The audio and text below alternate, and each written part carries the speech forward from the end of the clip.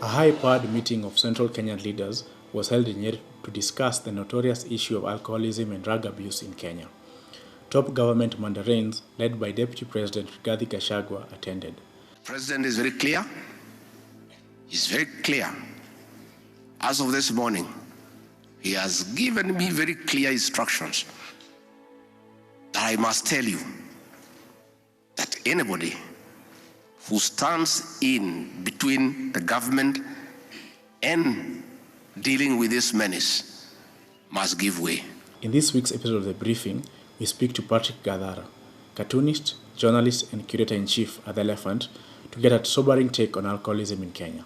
There are spots of alcoholism in Kenya, but is there a nationwide alcohol crisis? No, there is not. All the research that's been done, if you look at the reports from the WHO and then from NACADA itself, most Kenyans are not drinkers. I think it was 77% of the population are basically lifelong teetotalers. They've never touched a drink. That's already 3/4, or more than 3/4, or actually more, of the population. The problems exist, but they exist in in localized settings. So you can find in places, perhaps in some towns in Kiambu or Murang'a, you might have spots of crapulence, of people over drinking it and binge drinking.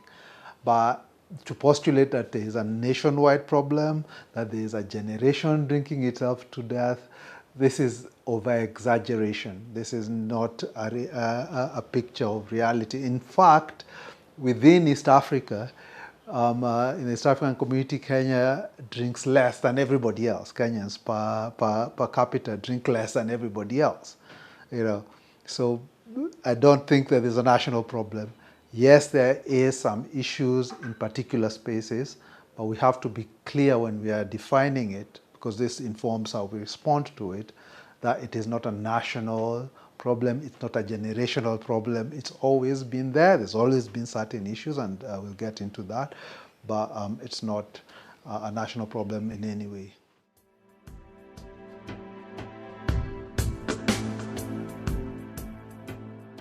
Well, the reason why there is a discrepancy is that we are talking about different issues. Alcoholism is essentially being used to carry on other fights, So you've got to go into history to see this. You've got to think about what happened during, for example, the colonial days.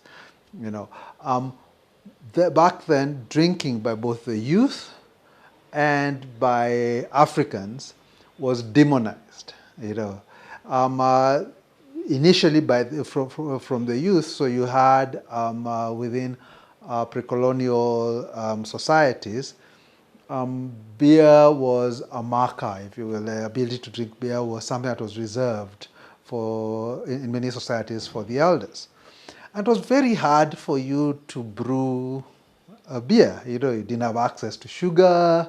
Fermenting took a lot of time, etc., and you had other duties to do.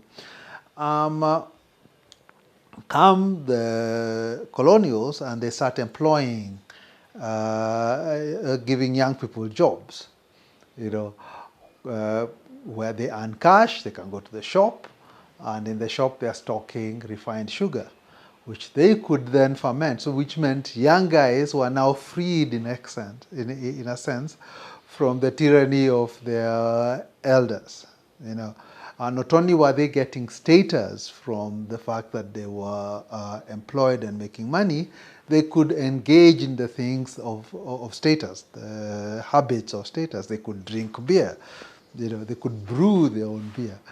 And this then forms, you have an alliance between the older people in African society and the colonials, who themselves were very suspicious about African drinking. They were really fearful about African drinking. In fact, they thought that an African who drinks is one you cannot control, a drunk African.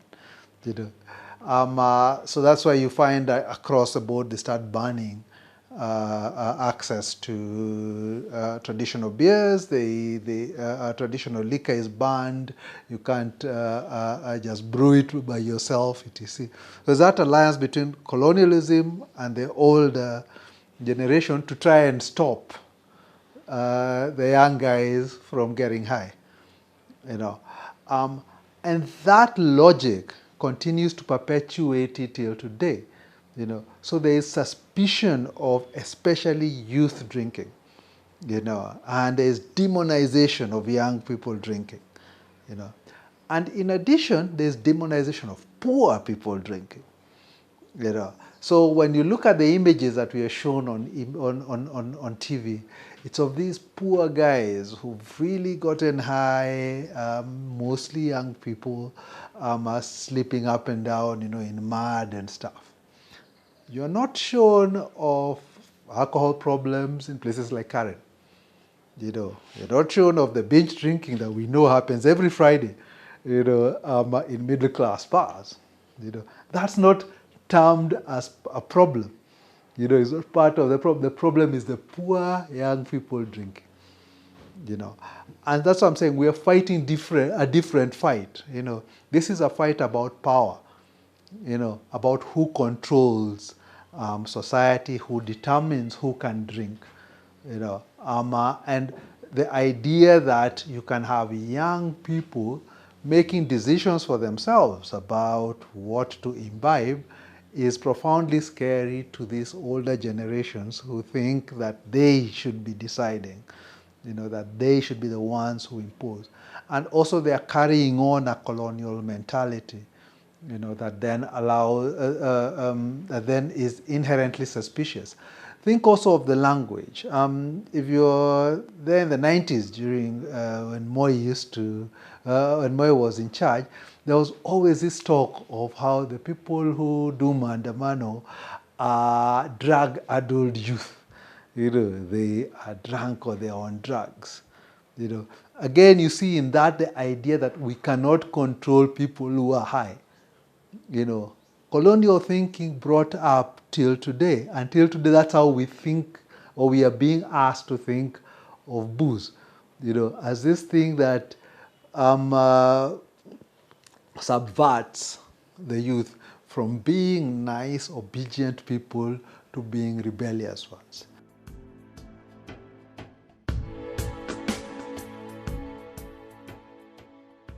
Well, the response is always draconian because, again, it's about control. You know, it's not about helping people. It's about controlling them. It's about stopping them doing stuff. So the government leans towards bans. You know, so we criminalize the drinking of changa or the drinking of in particular establishments. You know, we will jail people. We will enforce, basically. You know, we will go and invade drinking dens or factories that make certain liquors. You know, etc. Again, it's about asserting power.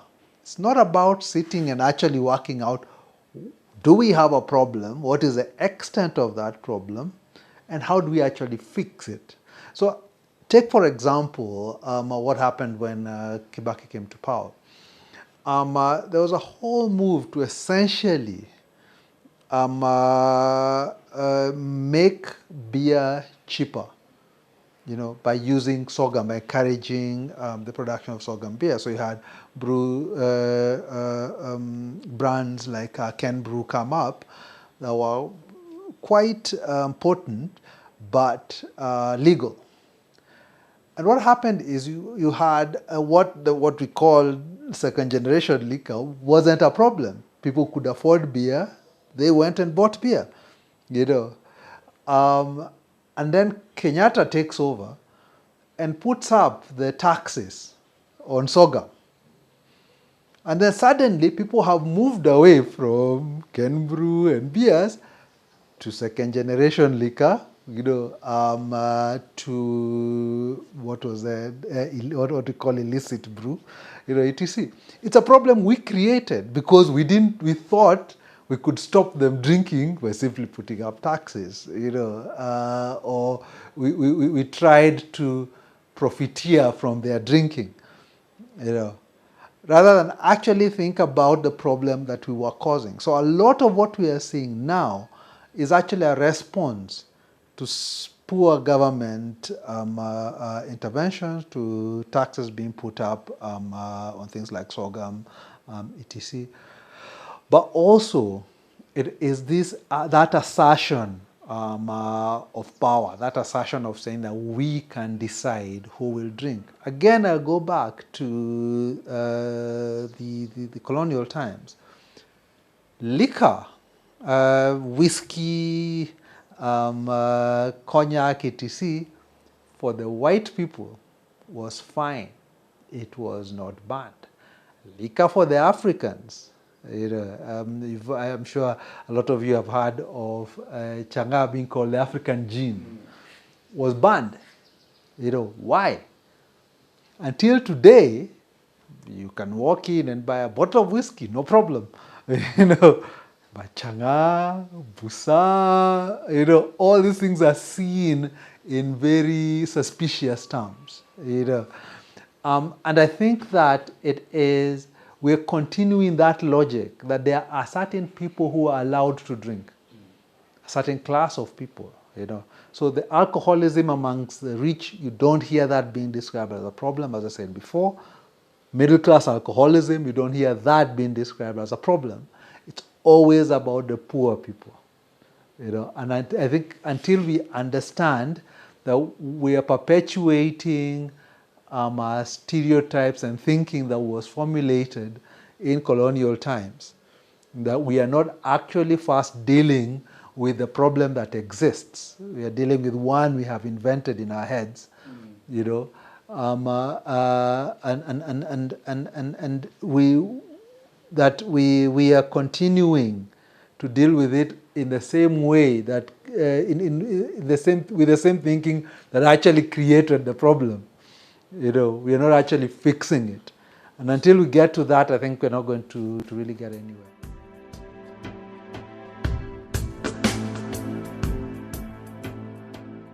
If we have a drinking problem, what is that drinking problem? Let us define it. Is it widespread among youth? Is it widespread across the country? Or is it in certain pockets, which I think is what exists?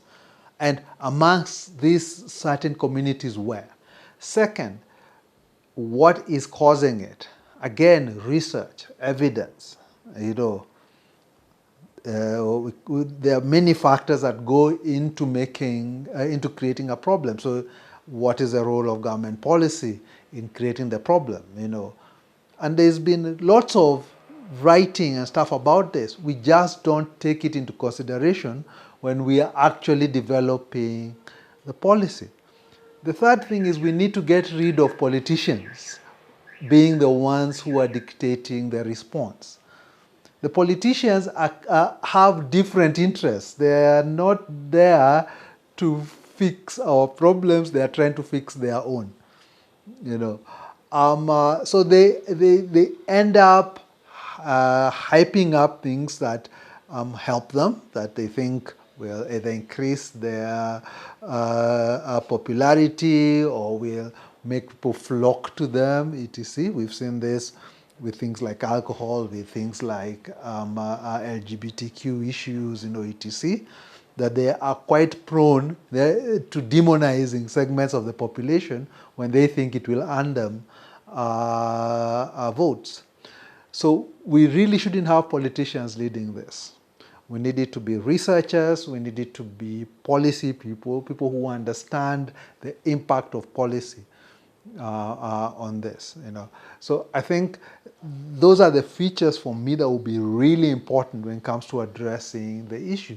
The fourth thing that I would also add is it needs to be a societal response to whatever problems that we identify. It can't just be that it is one where government comes in and gives directives, gives orders, etc. It should actually sit down, talk to people. Alcoholism, as far as it exists, is a disease. It is not a crime. And we shouldn't be dealing with alcoholics as if they are committing crimes. We should be looking to help them, not punish them. And I think even in the language that we use, we have to be very careful about demonizing people, about portraying them almost as if they are delinquent. Lots of these are adults, they're above 18, etc. We need to talk to them, to work with them, to overcome whatever problems that they may have, whether it's alcoholism or it's drug use, etc. Bans, these heavy-handed approaches across the world have never worked. You look at the prohibition in the US in the 1920s, was a massive failure. The war on drugs till today is a huge failure. So we need to get, I think, more serious, more evidence-based work, and work that also acknowledges people as human beings and not simply as wards of the state. Thank you so much. All right. Nice. I hope that is